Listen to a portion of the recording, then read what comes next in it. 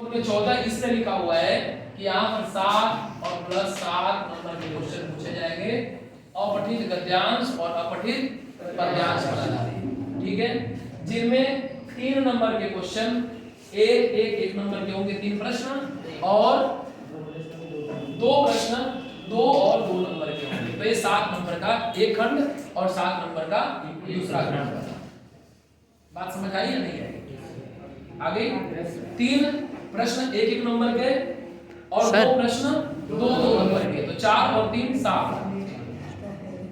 Phone आ रहा है। 7 number का प्रश्न बन गया गद्यांश से और 7 नंबर का बन गया पद्यांश से। दूसरा खंड हमारे पास आता है व्याकरण का खंड। इस व्याकरण के खंड में 16 नंबर के हैं, यानी 4 + 4 + 4 + 4। इनके टॉपिक, इनके पाठ क्या क्या है देख लो। वाच्य, पद परिचय, वाक्य और अलंकार। 4 नंबर के प्रश्न हैं, 5 रहेंगे, 5 में से आपको 4 करना है। देख लीजिएगा कौन सा आसान है, कौन सा आपको बहुत अच्छे से आ रहा है उसको करना है, ठीक है। अगर लगे कि ये प्रश्न हमारा बहुत अच्छे से हो रहा है, इसमें हमें थोड़ा डाउट है, तो जो लग रहा है कि अच्छे से होगा उसको करना है, डाउट वाले को नहीं करना है, ठीक है। ये हो गया 16 नंबर का। उसके बाद पाठ्य पुस्तक की बात आ गई। पाठ्य पुस्तक का मतलब क्षितिज से है और पूरक पाठ्य पुस्तक का मतलब कृतिका से है। क्षितिज 2 खंडों में है, गद्य खंडों में और पद्य खंडों में। गद्य खंड से 5 + 6, यहाँ से भी 5 + 6। ये 5 + 6 का मतलब क्या हुआ? ये जो गद्य है यह पठित गद्य है, यानी आपने इसको पढ़ा हुआ है, ठीक। यह जो पद्य है वो पठित पद्य है, क्योंकि आपने इसको पढ़ा हुआ है। तो यहाँ पर 5 नंबर के 5 प्रश्न एक नंबर के और 3 प्रश्न 2 नंबर के रहेंगे, यानी 2 2 2 6 हो जाएंगे और 5 11। तो 11 गद्य का और 11 पद्य का, ये दोनों मिलाकर के 22 अंक बनेंगे। तो ये 22 अंक हो गया क्षितिज का, और 2 प्रश्न 4 अंक के होंगे कृतिका से, तो यह बन गया 8 का, और पूरा पाठ्य पुस्तक का वेटेज बन जाएगा 30। बात समझ आ रही है? ये पाठ्य पुस्तक और पूरक पाठ्य पुस्तक का बनेगा 30।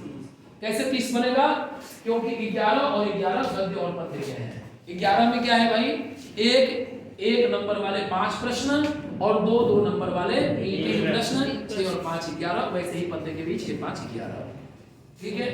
समझ आ रही है बात? और तीसरा खंड हमारे पास आता है, चौथा खंड लेखन खंड, जिसमें मैंने बताया आपको कि यह अनुच्छेद लेखन है।